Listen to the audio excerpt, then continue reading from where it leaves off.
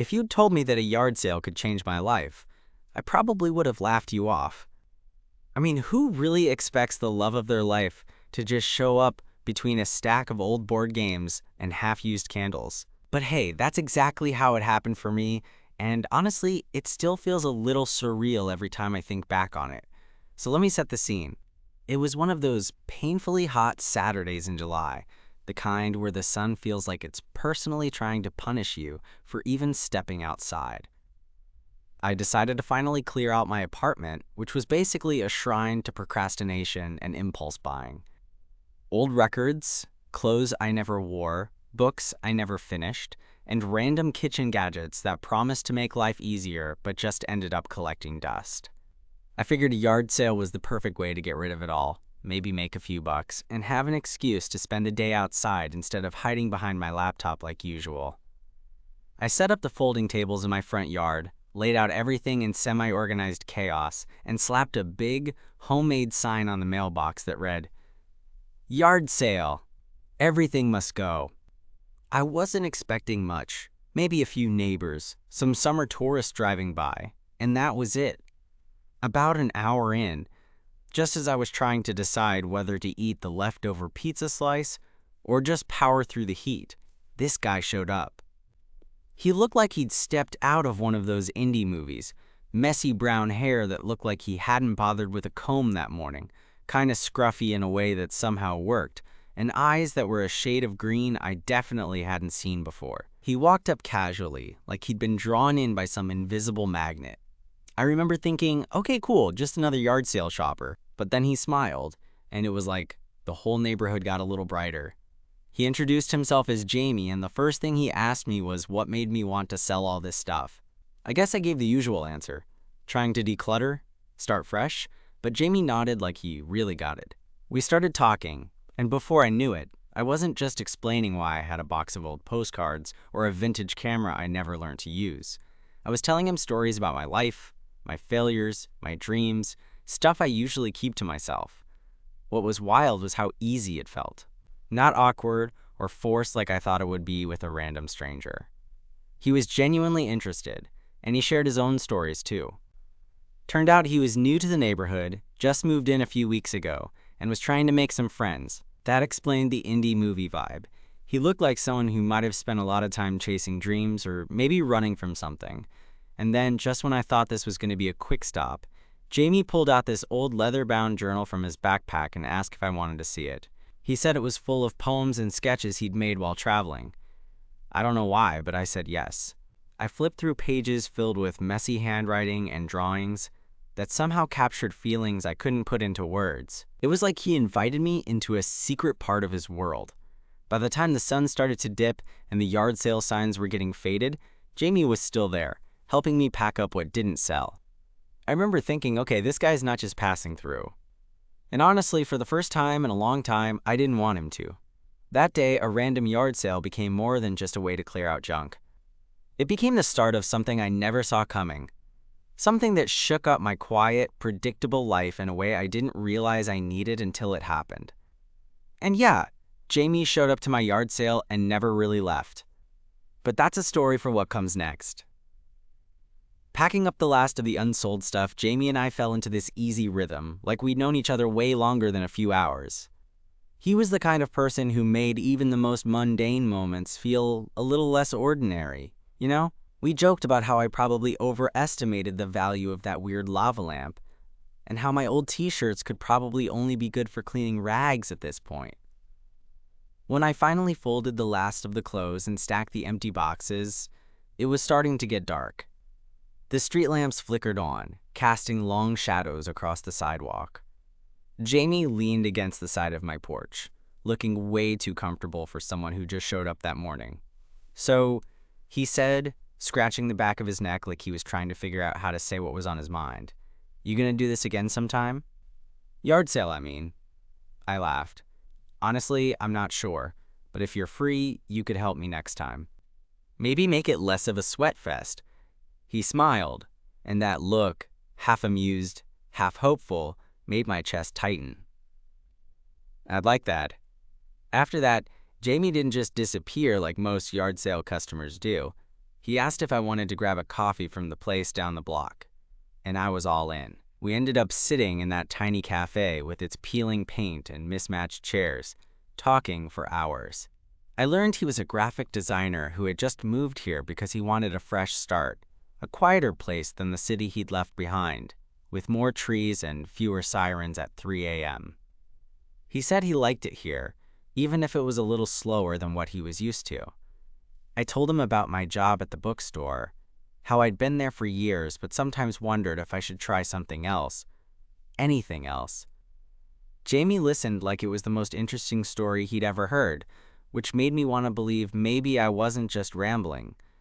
There was something about him that made it incredibly easy to open up, even about the stuff I usually kept locked away, like how I'd recently gotten out of a long-term relationship that fell apart because I was too scared to really be myself. I told him about the nights I spent lying awake, wondering if I'd made a huge mistake or if I was just fooling myself about the kind of life I wanted. Jamie didn't judge or offer some canned advice. Instead, he shared his own missteps, how he'd moved across the country chasing a dream that didn't pan out, how he'd felt more lost than found for a long time. It was one of those conversations where you realize you're not as alone as you thought. When the cafe closed, neither of us wanted to go home just yet. So we walked around the neighborhood, the kind of aimless wandering that feels like the best kind of adventure, even if you're just circling the same few blocks. The streetlights made the sidewalks glow, and the world felt a little softer, like it was giving us permission to breathe. At one point, Jamie stopped and looked at me, this serious look that made me wonder if he was going to say something important, or maybe just tell me to stop staring at him like a fool. "Do you ever think about what it means to really start over?" he asked. I shrugged, trying to play it cool, even though my heart was racing. "All the time. But it's scary, you know? Like, what if you mess it up again?" He nodded, then took my hand. It was a simple gesture, but it felt like a promise. Like, no matter how scary or messy things got, maybe we could figure it out together. That night, Jamie didn't just leave my yard sale behind like another forgotten summer memory. He stayed, in my head, in my plans, in the quiet space where I'd stopped hoping for something real. I went to bed feeling a little less alone. Like maybe, just maybe, the weirdest day of my life was really the start of something worth holding on to.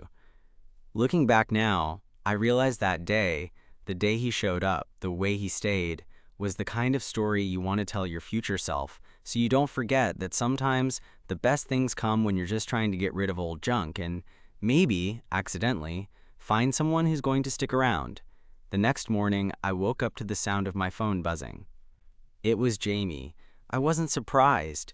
After all, it was only been a day since the yard sale, but there was something about the way he texted that made me smile like a complete idiot. His message was simple. "Coffee again? I swear I'm not stalking you." I replied right away, suggesting the same cafe where we'd spent the night before.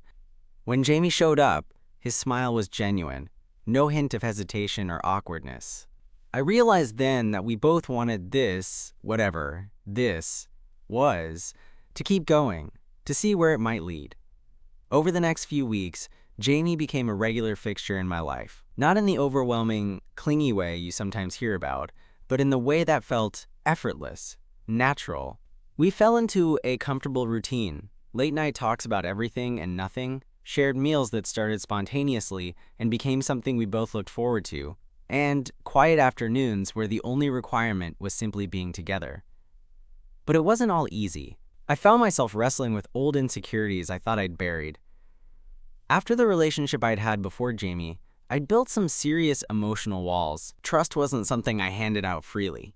And here was Jamie, with his easy smile and open heart, quietly challenging me to break them down.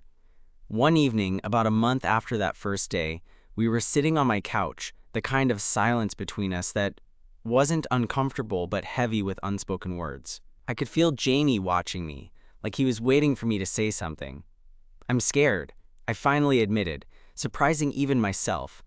He looked at me, brows furrowed. "Scared of what?" "Of getting hurt. Of opening up again and realizing I'm wrong, that maybe I'm not ready for this." My voice cracked a little, and I shrugged like it was no big deal, but inside, my heart felt like it was going to burst. Jamie reached out and took my hand, squeezing it gently. "Hey, It's okay to be scared, but you don't have to do this alone. I'm here." Those words, simple as they were, felt like a lifeline. I realized that maybe, for the first time in a long time, I was ready to take a chance. A few days later, Jamie invited me to his place. It was a small apartment, but it had character. A wall covered in art prints, shelves stacked with books, and that same leather-bound journal he'd shown me at the yard sale. As we sat on his couch, he played music softly in the background, and for the first time I felt completely at ease. He told me stories about his travels, the people he'd met, the mistakes he'd made. I shared some of my own, the kind I'd never told anyone before. The more we talked, the more I felt this connection deepening, growing roots in a way I hadn't expected. Then came the day Jamie asked me to meet his friends. I was nervous. Meeting people who mattered to someone you care about always feels like a test. But when I walked into the crowded little bar where they were gathered, I was surprised by how welcoming everyone was. They treated me like someone they'd known for years, asking questions, sharing jokes, and making me feel like I belonged. Jamie caught my eye across the room and gave me that crooked smile, the one that meant everything was going to be okay. But just when I thought things were falling perfectly into place, life threw a curveball. Jamie got offered a job opportunity in another city, a chance to work on a project he'd dreamed about for years. It was everything he'd wanted professionally, but it also meant moving away.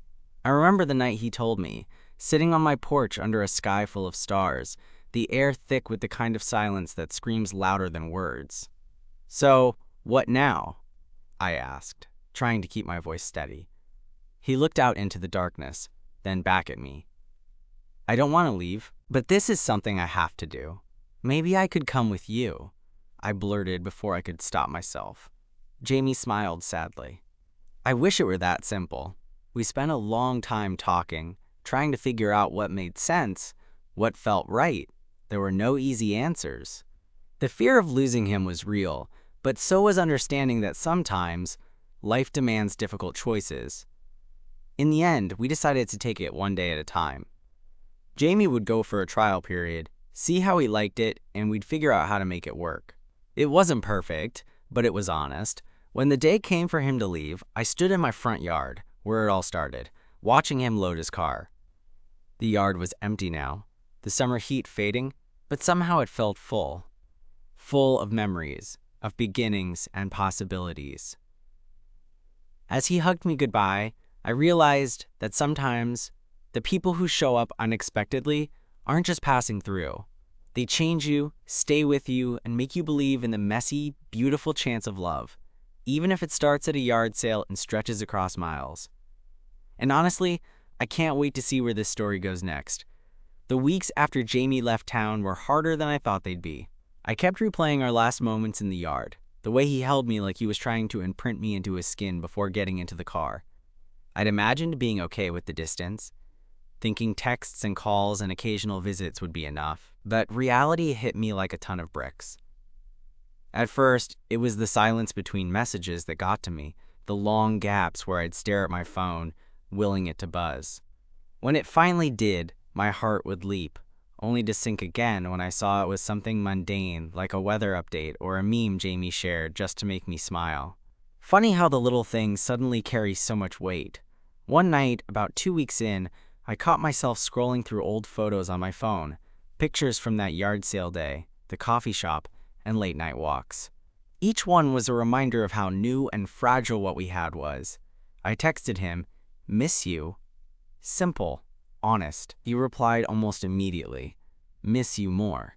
That small exchange felt both comforting and heartbreaking. Comfortable because the feeling was mutual, heartbreaking because it was a reminder that we were apart. I started visiting Jamie's apartment a few times, mostly alone, just to feel close. It was strange, but being in his space made me feel like he was still there. I'd sit on his couch, run my fingers over the spines of his books, flip through his journal. The pages with his poems and sketches reminded me of how much depth there was beneath that easy smile of his. One Saturday, I decided to surprise him. I booked a last-minute bus ticket and showed up at his doorstep without telling him. I wanted to see how it felt to have him right there, in the same room. My heart was hammering as I rang the bell. When he opened the door, his face lit up in a way that made all my nerves disappear. "You came," he said, grinning like he couldn't believe it. I couldn't stay away, I admitted, stepping inside. That weekend was a blur of laughter, late-night talks, and quiet moments where we just existed together. But the shadow of what next loomed over us both. Jamie was loving the new job, but the city wasn't home yet, and I wasn't ready to leave everything behind. Before I left, sitting on his bed with the city lights flickering outside the window, Jamie looked serious for once. "I don't want us to be one of those stories that fade because distance won." I nodded. "Me neither." We made a pact then. No matter how hard it got, no matter how many miles were between us, we'd try, really try, to make this work. Back home, things felt different. I was more motivated at work, catching myself smiling during the dullest shifts. I even started clearing out more stuff from my apartment. Maybe because seeing Jamie's place had inspired me to make my own space feel more like home. Then came the call that changed everything. Jamie's project was extended, maybe indefinitely. The city was keeping him. He sounded torn but hopeful when he told me over the phone. "I want you here," he said softly. My heart jumped. It felt like an invitation, a chance to leap into the unknown together. But it also terrified me. Could I really leave my life behind? My job, my friends, my routine? Was Jamie the kind of person you uproot your entire world for? After a few days of pacing and sleepless nights, I made the decision. I was going to move, not just for Jamie, but because staying put felt like settling, and Jamie had shown me that maybe I deserved more. The day I told him, we were on a video call. I showed him my plane ticket, wobbly hands and all. "You're serious," he said, eyes wide, disbelief mixing with joy. "More than I've been about anything in a long time," I replied. When I arrived in his city, the first thing I noticed was how alive it felt. Chaotic and noisy, sure, but full of possibility.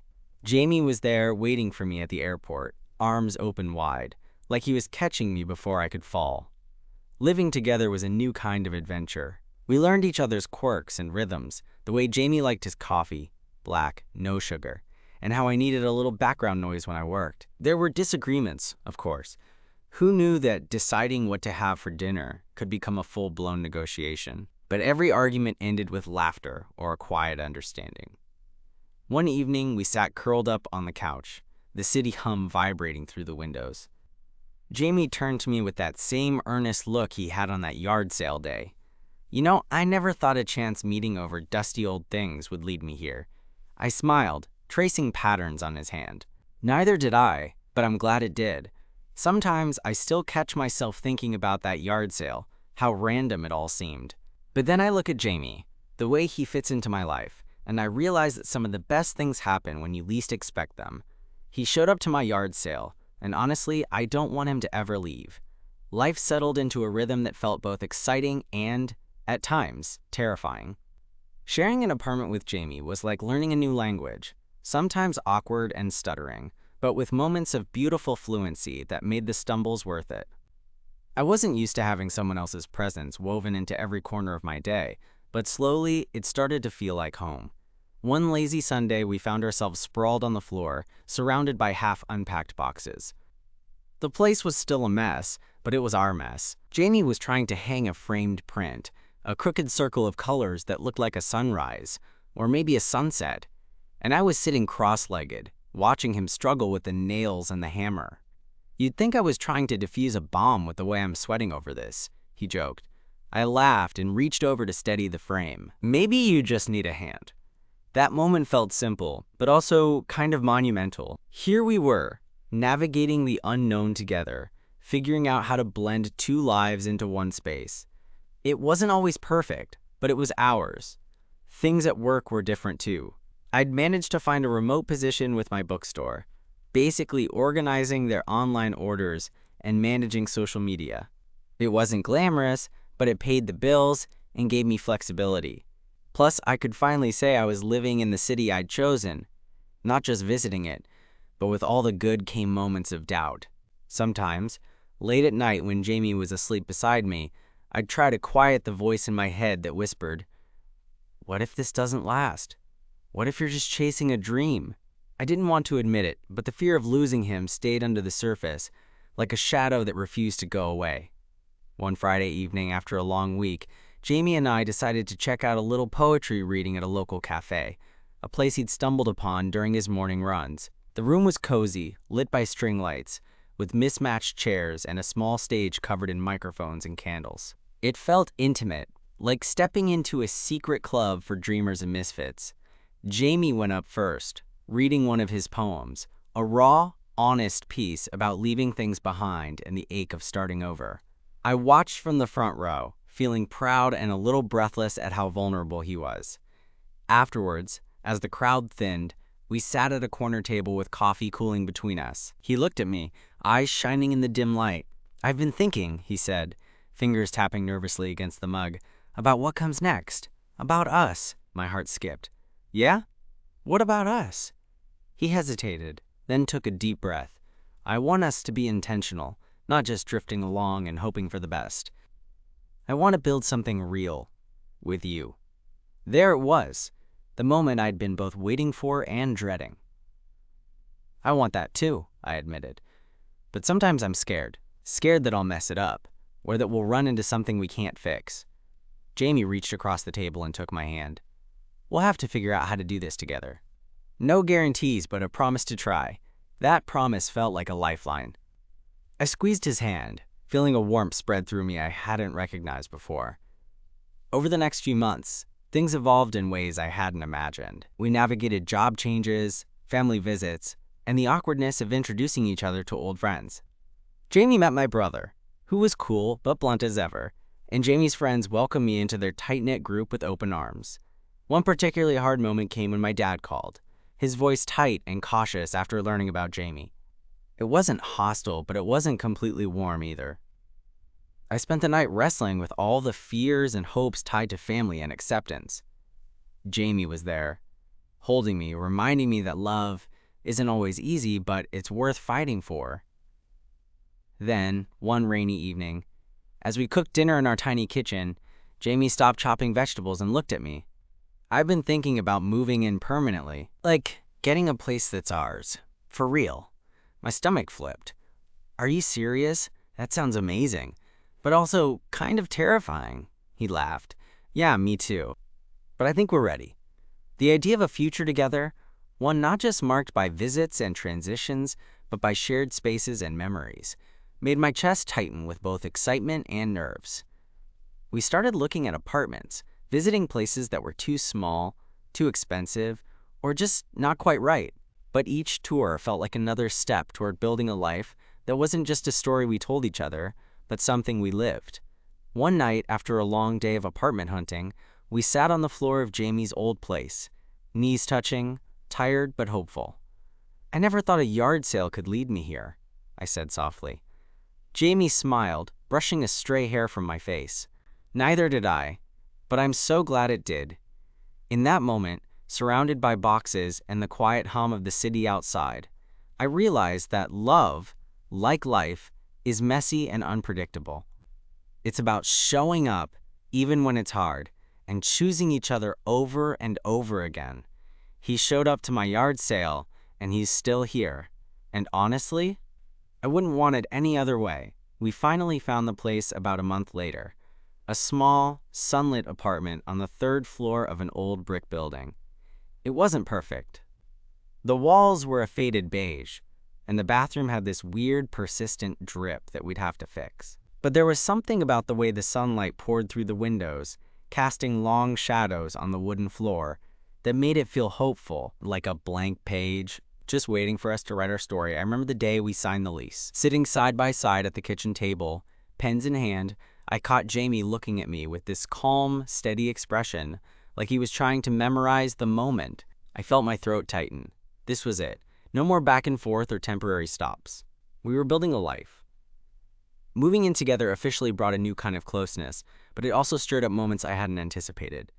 The little things became unexpectedly big, like learning that Jamie likes the kitchen at a precise temperature, too hot or too cold, and he gets uncomfortable, or how he's particular about the little rituals before bed. No screens, just soft music and talking about our day. One afternoon, a few weeks after the move, I was sitting at the small dining table, working on my laptop. Jamie was across from me, absorbed in a sketchbook, his brow furrowed in concentration. I looked up and asked, "Hey, what are you drawing?" He smiled, but didn't look up. "Just some scenes from the park we walked through yesterday," trying to capture the way the light hit those old trees. There was something quietly beautiful about watching him create, the way his hands moved over the paper like they knew exactly what they wanted. Our days blended between work, errands, and stolen moments, like curling up together on the couch during thunderstorms or cooking new recipes and laughing when they inevitably went wrong. But even with the happiness, there were moments when life reminded me it wasn't all smooth sailing. One evening, Jamie came home looking drained. His usual spark dimmed. He slumped onto the couch and sighed. "Rough day?" I asked, sitting beside him. He nodded. "Yeah, work's been intense. The project deadline got pushed up, and I'm pulling longer hours." I could see the weight pressing down on him, the same kind of exhaustion I felt some days. "Do you want to talk about it?" I offered. He hesitated, then shook his head. "Not really. I just want to come home and forget about it for a while." I smiled softly and pulled him into a hug. "Well, you're home now." Those quiet moments of support, when words felt inadequate, became the glue that held us together during the tougher times. A few weeks later, something unexpected happened. My phone buzzed with a notification from my old bookstore. They wanted me to come back part-time, now that my remote arrangement was working well. It wasn't the full-time gig I'd once dreamed of, but it was a chance to reconnect with something familiar. I told Jamie, who immediately beamed. "I'm proud of you. This sounds like a great step." I was nervous about balancing the job with our new life, but Jamie's encouragement made it feel doable. Then came a surprise visit from my brother. I hadn't seen him in months, and I was worried about how he'd react to Jamie. To my relief, my brother surprised me. He was quieter than usual, but friendly. Over dinner, he asked questions, genuinely curious about Jamie and our life together. Later, Jamie and I sat on the balcony, the city lights twinkling below. "Your brother seems cool," Jamie said. I nodded. "Yeah, it feels like we're making progress. Slowly, but it's happening." I realized that love wasn't just about the two of us. It was about weaving our worlds together, navigating the messy, beautiful chaos of family, work, and dreams. One night, as we lay tangled in bed, Jamie turned to me and whispered, "I never thought I'd find this. Someone who shows up, not just at a yard sale, but in all the messy parts, too." I smiled, feeling the warmth of his words settle inside me. "Me neither. But now that you're here, I don't want you to leave." He kissed my forehead softly. "Never." And just like that, the ordinary became extraordinary. Because sometimes, the person who shows up unexpectedly becomes the one who changes everything. We're still writing our story, one day at a time. And honestly, I can't wait to see what comes next. Months passed, each one folding into the next with its own small victories and challenges. We settled into a comfortable rhythm, learning how to blend our quirks and habits, supporting each other through work stress and family visits, finding joy in the everyday moments that felt less ordinary because we shared them.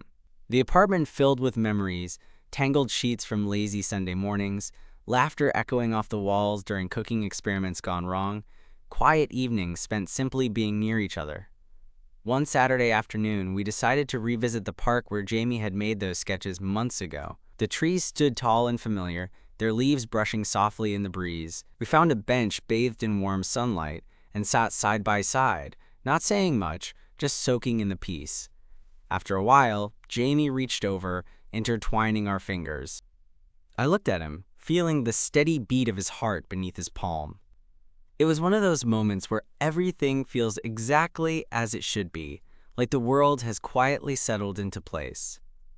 "Do you remember that yard sale?" he asked softly. I smiled. "How could I forget?